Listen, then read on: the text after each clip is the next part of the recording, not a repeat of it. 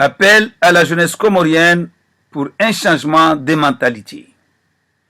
À vous les jeunes des Comores, l'heure a sonné pour que vous leviez la voix, car assez de votre silence face aux traditions qui vous asphyxient.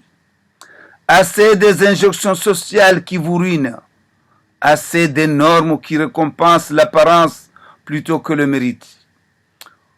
Vous devez dénoncer le poids devenu insoutenable de cette tradition du grand mariage tel qu'il est imposé aujourd'hui.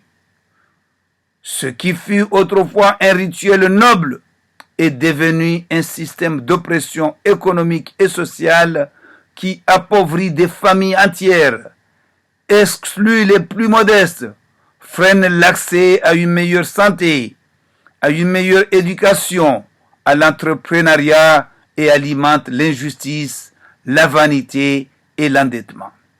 Et surtout, il est devenu un rituel qui encourage les mariages d'intérêt au détriment des unions d'amour. Pendant que d'autres nations investissent dans leur jeunesse, leur avenir, leur talent, on vous entraîne à gaspiller des millions dans une mise en scène éphémère, quoique certains perçoivent cette tradition du grand mariage comme un levier dynamique de l'économie nationale. Ce message est un appel à une réforme profonde des mentalités. Je ne vous exhorte pas à nier le fondement d'une identité culturelle comorienne, quoique, dois-je vous rappeler que l'identité n'est pas un principe immuable, statique et immobile. L'identité, je dois vous l'avouer, est un principe dynamique, évolutif et elle se transforme avec le temps. Il est surtout un appel pour libérer cette culture de ses excès, pour en retrouver le sens réel. Jeunes Comoriens, indignez-vous contre toutes les formes d'injustice pour un mariage digne, accessible à tous, sans ostentation. Pour une société qui valorise le travail, l'intelligence et l'innovation. Pour un peuple qui se lève pour investir dans l'éducation, la santé, la dignité humaine. Le grand mariage ne doit plus être une obligation sociale. Chacun doit pouvoir choisir librement, selon ses moyens, sans honte ni pression. Osez dire non à cette tradition qui sert de justification à toutes les formes d'injustice dans notre société. Je lance cet appel solennel pour un sursaut collectif.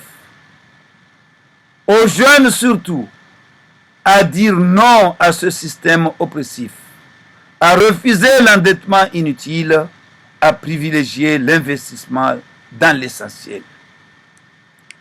Aux anciens, à écouter les aspirations profondes de leur jeunesse, soutenir un changement juste, transmettre la sagesse, mais pas la pression.